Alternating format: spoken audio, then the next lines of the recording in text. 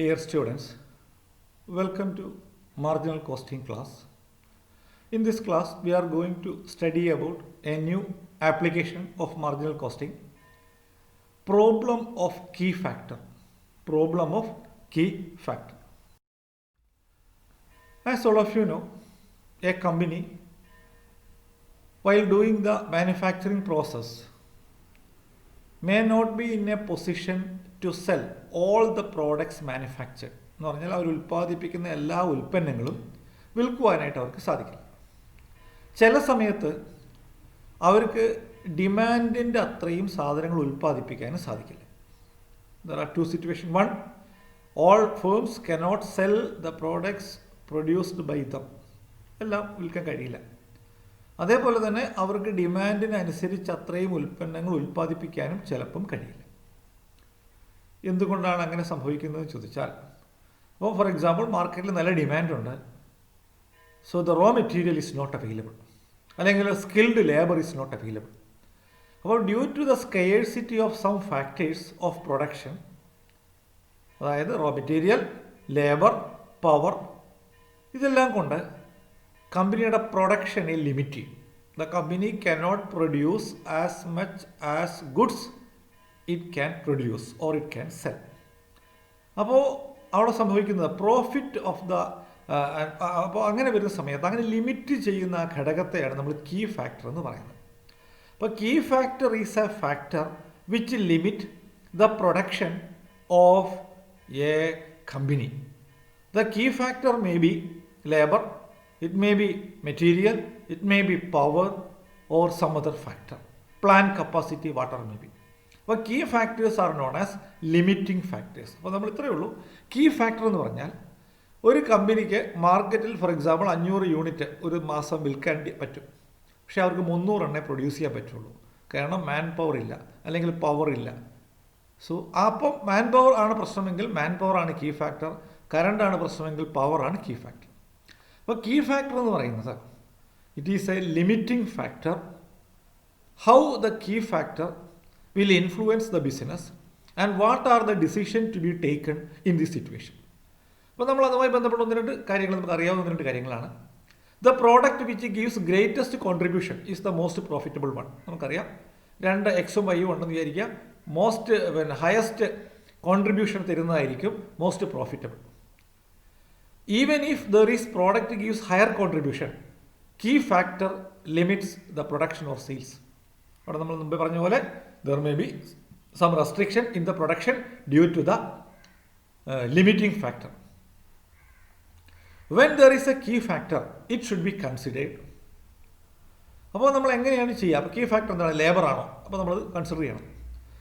Contribution per unit of each product should be calculated. ഏതൊക്കെയാണോ products അതിൻ്റെ contribution per unit കാണണം. എന്താണ് കാണേണ്ടത്? Contribution per unit. എങ്ങനെയാണ് നമ്മൾ കാണുക? It is calculated by dividing contribution per unit by key factor per unit. എന്താണ്? Contribution per unit divided by key factor per unit. The product which yield highest contribution per key factor will be the most profitable one. ഇതാണ് the product which yields highest contribution per key factor will be the most profitable product. അപ്പോൾ രണ്ട് products ഉണ്ട്, അതിൽ key factor ലേബറാണ്. ഈ ലേബറാണെന്ന് വിചാരിക്കുക, contribution നമ്മൾ കാണുന്നു. Contribution കണ്ടതിന് ശേഷം എന്ത് ചെയ്യുന്നു? പിന്നെ കീ ഫാക്ടർ പെർ യൂണിറ്റ്, അതിന് എത്ര മാൻ പവർ വേണം, ഒരു മണിക്കൂർ, അത് നമ്മൾ ഐഡൻറ്റിഫൈ ചെയ്യുന്നു ഒരു പ്രൊഡക്റ്റ് പ്രൊഡ്യൂസ് ചെയ്യാൻ. അതിൽ ഹയസ്റ്റ് വരുന്നതായിരിക്കും പ്രോഫിറ്റബിൾ ആയിട്ടുള്ള പ്രോഡക്റ്റ്. അത് നമ്മൾ പ്രോബ്ലം ചെയ്യുമ്പോൾ മനസ്സിലാക്കും. So from the following data, which product would you recommend to be manufactured in a factory, time being the key factor. Time being the key factor, സമയമാണ് അതിൻ്റെ കീ ഫാക്ടർ.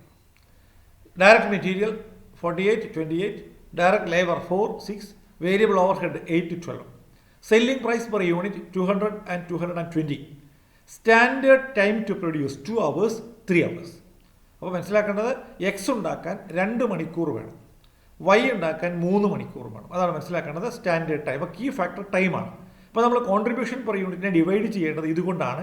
ഇവിടെ key factor ടൈമാണ്. മനസ്സിലാക്കുക, key factor is the time അപ്പം standard time to produce one product of X 2 hours, standard time to produce 1 unit of Y 3 hours. അപ്പോൾ അത് key ഫാക്ടറിൽ അത് നമ്മൾ കൺസിഡർ ചെയ്യാം. നമ്മൾ ആദ്യം ചെയ്യേണ്ടത് മാർജിനൽ കോസ്റ്റ് സ്റ്റേറ്റ്മെൻറ്റ്. നമുക്കറിയാം മാർജിനൽ കോസ്റ്റ് സ്റ്റേറ്റ്മെൻറ്റ് എങ്ങനെയാണ് കാണുക? Sales minus variable cost. നമുക്കപ്പോൾ എന്ത് കിട്ടും? കോൺട്രിബ്യൂഷൻ കിട്ടും. സെയിൽസ് ഒന്നാമത്തെ പ്രോഡക്റ്റിൻ്റെ 200, രണ്ടാമത്തതിൻ്റെത് 220. Direct material X 48, Y 28. Labour 4 and 6. Variable overhead 8 and 12. Total variable overhead of X 60, Y 46. Contribution per unit X 140, Y 174. അപ്പോൾ നമ്മൾ മനസ്സിലാക്കുക കോൺട്രിബ്യൂഷൻ പെർ യൂണിറ്റ് കണ്ട് എങ്ങനെയാണ് കണ്ടത്? Sales minus variable cost. അപ്പോൾ നമ്മൾ പി വി റേഷ്യോ നമുക്ക് വേണമെങ്കിൽ പി വി റേഷ്യോ കാണാം. ഹയസ്റ്റ് പി വി റേഷ്യോ വരുന്നത് ഏതിനാണ്? പ്രോഡക്റ്റ് വൈക്കാണ് 79%. അപ്പോൾ ആദ്യം നമ്മൾ കോൺട്രിബ്യൂഷൻ പെർ യൂണിറ്റ് കാണും. ഇനി നമ്മൾ കീ ഫാക്ടറിൻ്റെ ഇമ്പാക്റ്റ് കാണാനായിട്ട് പോവുകയാണ്. അപ്പോൾ നമ്മൾ മനസ്സിലാക്കാവുന്ന ഒരു കാര്യം, വൈ ആണ് മോസ്റ്റ് പ്രോഫിറ്റബിൾ. എന്താ കാരണം? Highest P V ratio. Time is the key factor. So നമ്മൾ എങ്ങനെയാണ് ഏതാണ് കൂടുതൽ പ്രോഫിറ്റബിൾ എന്നറിയണമെങ്കിൽ ആ contribution divided by key factor per unit. അപ്പോൾ ഒന്നാമത്തെ പ്രോഡക്റ്റിൻ്റെ കോൺട്രിബ്യൂഷൻ 140 ആണ് എക്സിൻ്റെ. ആ പ്രോഡക്റ്റിനൊക്കെ 2 മണിക്കൂർ വേണം. അപ്പം key factor per unit 140 divided by 2, 70 per hour. അതാണ് പ്രോഫിറ്റബിലിറ്റി. വൈയുടേത് 174 ആണ് കോൺട്രിബ്യൂഷൻ. പക്ഷേ അത് ഉണ്ടാക്കാൻ 3 മണിക്കൂർ വേണം. എത്ര മണിക്കൂർ വേണം? 3 മണിക്കൂർ വേണം. എന്താ അതിൻ്റെ അർത്ഥം? അപ്പോൾ അവിടെ പ്രോഫിറ്റബിലിറ്റി 58 per hour ആണ് വരിക. 58 per hour ആണ് വരിക. നമ്മൾ എന്താ മനസ്സിലാക്കേണ്ടത്? ലേബർ അല്ലെങ്കിൽ സമയം, നമുക്ക് ഉള്ള സമയത്ത് പരമാവധി ലാഭമുള്ളത് മാത്രമേ പ്രൊഡ്യൂസ് ചെയ്യാൻ പറ്റുള്ളൂ. We have to produce the goods which gives us maximum profit. അപ്പോൾ നമ്മൾ എന്താ ചെയ്യേണ്ടത്? ഇതിൽ key factor per unit highest തരുന്ന ഏതാണ് അതാണ് സെലക്ട് ചെയ്യേണ്ടത്. അപ്പോൾ from the above it is clear that during labour shortage product X is more profitable then product Y because contribution per unit of key factor is more in the case of product X. P V ratio പ്രകാരം product Y ആണ് more profitable. പക്ഷേ അതുണ്ടാക്കാൻ ഒരു unit ഉണ്ടാക്കാൻ 3 മണിക്കൂർ വേണം. അപ്പോൾ അത് നമ്മൾ ഉണ്ടാക്കുന്ന സമയത്ത് അത് 3 മണിക്കൂർ വരുമ്പോൾ നമ്മുടെ പ്രൊഡക്ഷൻ നമ്പർ കുറയുമ്പോൾ എന്താ സംഭവിക്കുക? നമ്മുടെ ലാഭം കുറയും. അപ്പോൾ ഇത് മനസ്സിലാക്കുക. എന്താ ചെയ്യേണ്ടത്? കോൺട്രിബ്യൂഷൻ പെർ യൂണിറ്റ് കാണുക, divided by key factor per unit കൊണ്ട് ഹരിക്കുക, അതിൽ ഹയസ്റ്റ് ഉള്ളത് എടുക്കുക. അതായിരിക്കും മോർ പ്രോഫിറ്റബിൾ. മനസ്സിലായല്ലോ? അടുത്ത problem. A company produces 2 types of toys. The skilled labor required for the production is short supply. അവിടെ short supply means limiting factor, key factor. The following information is available. Toy A, direct material 2016, standard time required for 1 unit hours 4-3, direct labor cost 2 per hour 8-6, അതേപോലെ തന്നെ variable overheads 4-3, selling price 50 and 40. അപ്പോൾ ഒന്നാമത്തെ product sales 50, രണ്ടാമത്തേത് 40. Which type of toy is more profitable to produce and why? അപ്പോൾ ഇങ്ങനെ ഇവിടെ ടൈമാണ് ഇവിടെയും കീ ഫാക്ടർ. അപ്പോൾ ഇതിൽ ഏത് എ ആണോ ബി ആണോ ഏതാണ് മോർ പ്രോഫിറ്റബിൾ നമ്മളോട് ചോദിക്കുന്നത്. രണ്ടാമതായിട്ട് the skilled labor available during a month is only 1200 hours and maximum sales possible if each toy is only 200 units per month. In such a case, what would be the optimum mix of toys? അത് നമ്മൾ പിന്നീട് ഞാൻ explain ചെയ്യാം. അപ്പോൾ ആ ഒരു concept നമ്മൾ sales മിക്സുമായി ബന്ധപ്പെട്ട ഒരു ആപ്ലിക്കേഷനാണ്. അപ്പോൾ ഇവിടെ നമ്മൾ ആദ്യം എന്താണ് which type of toy is more profitable എന്ന് ചോദിക്കുമ്പോൾ നമ്മൾ എന്താ മനസ്സിലാക്കേണ്ടത്? ആദ്യം നമ്മൾ കാണുന്നത് കോൺട്രിബ്യൂഷൻ പെർ യൂണിറ്റ് ആണ്. മാർജിനൽ കോസ്റ്റ് സ്റ്റേറ്റ്മെൻറ്റ് പ്രിപ്പയർ ചെയ്യുന്നു. Toy A, toy B.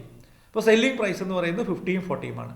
Marginal cost direct material, direct labour, variable over head അത് 3 മൈനസ് ചെയ്യുന്നു. ഇപ്പോൾ ടോയ് എയുടെ സെയിൽസ് 50, വേരിയബിൾ കോസ്റ്റ് എല്ലാം കൂടെ 32, കോൺട്രിബ്യൂഷൻ 18. ടോയ് ബി 40, അതിൻ്റെ വേരിയബിൾ കോസ്റ്റ് എല്ലാം കൂടെ 25, കോൺട്രിബ്യൂഷൻ 15. ഓക്കെ, നമ്മളിനി എന്താ ചെയ്യേണ്ടത്? അതിനെ നമ്മൾ കീ ഫാക്ടറുമായിട്ട് നമ്മൾ കമ്പയർ ചെയ്യും. അപ്പോൾ കീ ഫാക്ടറുമായിട്ട് നമ്മൾ കമ്പയർ ചെയ്യുന്ന സമയത്ത് കോൺട്രിബ്യൂഷൻ പെർ ലേബർ അവർ എത്രയാണ്? ഒന്നാമത്തെ ടോയ്ക്ക് 4 യൂണിറ്റാണ് വേണ്ടത്, 4. അപ്പോൾ ടോയ് എയുടെ വരുമ്പോൾ കോൺട്രിബ്യൂഷൻ പെർ ലേബർ അവർ ആണ് കീ ഫാക്ടർ പിന്നെ ടോയ് 4 അവർ വേണം. 18/4 4.5 per hour. Toy B 15 divided by 3 5 per hour. അപ്പോൾ ഇതിൽ ഹയസ്റ്റാണ് കോൺട്രിബ്യൂഷൻ. അപ്പോൾ നമ്മൾ 5 രൂപയാണ് പിന്നെ നമ്മൾ ഇവിടെ ലാഭം കിട്ടാൻ പറ്റുന്നത്. എത്രയേ ഉള്ളൂ? 4 രൂപ മാത്രമേ നമുക്ക് ലാഭം ഉള്ളൂ. അപ്പം ടോയ് എയുടെ സൈസിൽ 4.5 പെർ അവറാണ്. ടോയ് ബി 5 പെർ അവറാണ്. Toy B is more profitable because it gives a contribution of 5 per hour against 4.50 per hour of toy A. അപ്പോൾ ടോയ് എ തരുന്നതിനേക്കാൾ കൂടുതൽ ലാഭം തരുന്നത് എന്താണ്? ടോയ് ബി ആണ്. അപ്പോൾ നമ്മൾ ഏതിലാണ് ഫോക്കസ് ചെയ്യേണ്ടത്? ടോയ് ബിയിലാണ് നമ്മൾ ഫോക്കസ് ചെയ്യേണ്ടത്. ഇനി അടുത്ത ക്വസ്റ്റ്യൻ നമ്മളോട് ചോദിച്ചിരിക്കുന്നത് ഒരു ഓപ്റ്റിമം സെയിൽസ് മിക്സ് പ്രൊഡ്യൂസ് ചെയ്യാനാണ് പറഞ്ഞത്. Optimum sales mix. അപ്പോൾ ടോയ് ബി ആണ് മോർ പ്രോഫിറ്റബിൾ. അപ്പോൾ നമ്മൾ എന്താ ചെയ്യേണ്ടത്? നമുക്ക് അവൈലബിളായ റിസോഴ്സസ് ഉപയോഗിച്ചുകൊണ്ട് മാക്സിമം ബി പ്രൊഡ്യൂസ് ചെയ്യണം.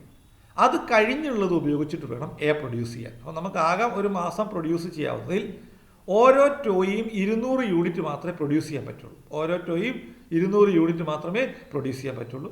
നമുക്ക് അവൈലബിളായ അവേഴ്സും കൂടെ കണക്കാക്കുന്ന സമയത്ത് അപ്പോൾ ആകെയുള്ള അവേഴ്സ് 1200 അവേഴ്സാണ് നമുക്ക് ഉപയോഗിക്കാവുന്നത്. അപ്പം 200 ടോയ് വെച്ച് ഉപയോഗിക്കാൻ പറ്റുള്ളൂ, ഉണ്ടാക്കാൻ പറ്റുള്ളൂ. അപ്പോൾ 1200 അവറേ ആകെ ഉള്ളൂ. അപ്പോൾ ഇതെങ്ങനെ പ്രൊഡ്യൂസ് ചെയ്യും? അതിൻ്റെ ആൻസർ എന്ന് പറയുന്നത് ഏറ്റവും കൂടുതൽ ലാഭം തരുന്ന ടോയ് എ ആണ്. അത് 200 യൂണിറ്റ് പ്രൊഡ്യൂസ് ചെയ്യാൻ പറ്റുള്ളൂ. അപ്പോൾ 200 യൂണിറ്റ് പ്രൊഡ്യൂസ് ചെയ്യുമ്പോൾ ഒരു ടോയ് ഉണ്ടാക്കാൻ 3 മണിക്കൂർ വെച്ചിട്ട് 600 മണിക്കൂർ വേണം. ഓക്കെ, അപ്പോൾ ടോയ് എ ഉണ്ടാക്കാൻ 200 യൂണിറ്റ് ഉണ്ടാക്കാൻ 600 മണിക്കൂർ വേണം. അപ്പോൾ ആകെയുള്ള 1200 മണിക്കൂറിൽ നിന്നും എ ഉണ്ടാക്കാനുള്ള 600 മൈനസ് ചെയ്യുമ്പോൾ ബാക്കിയുള്ള 600 മണിക്കൂറാണ്. ഓക്കെ, 1200 നിന്ന് 600 മണിക്കൂർ മൈനസ് ചെയ്തു, ബാക്കിയുള്ളത് 600 മണിക്കൂറാണ്. അപ്പോൾ ആ 600 മണിക്കൂർ ഉപയോഗിച്ചുകൊണ്ട് നമുക്ക് ടോയ് എ ഉണ്ടാക്കാം. Okay, the remaining 600 hours can be used for manufacturing toy A. Toy A ഉണ്ടാക്കാൻ 4 അവർ വേണം ഒരു ടോയ് ഉണ്ടാക്കാൻ. അപ്പോൾ എന്താ അർത്ഥം? 150 യൂണിറ്റ് എ ഉണ്ടാക്കാനേ പറ്റുള്ളൂ. നമ്മൾ മനസ്സിലാക്കുക, ആകെയുള്ള സമയം 1200 മണിക്കൂറാണ്. ഓരോ ടോയും 200 എണ്ണം വെച്ച് ഉണ്ടാക്കാൻ പറ്റുള്ളൂ. അപ്പോൾ നമ്മളിത് എങ്ങനെ ഏറ്റവും എഫിഷ്യൻ്റായി യൂസ് ചെയ്യും എന്നുള്ളതാണ്. അപ്പോൾ ടോയ് ബി ആണ് മോസ്റ്റ് പ്രോഫിറ്റബിൾ. അപ്പോൾ ടോയ് ബി പരമാവധി ഉണ്ടാക്കുക. ടോയ് ബി ഉണ്ടാക്കി കഴിഞ്ഞതിന് ശേഷമുള്ള സമയം ഉപയോഗിച്ചുകൊണ്ട് ടോയ് എ ഉണ്ടാക്കുക. ടോയ് എ ഉണ്ടാക്കുന്ന സമയത്ത് നമുക്കറിയാം 1200 മണിക്കൂറിൽ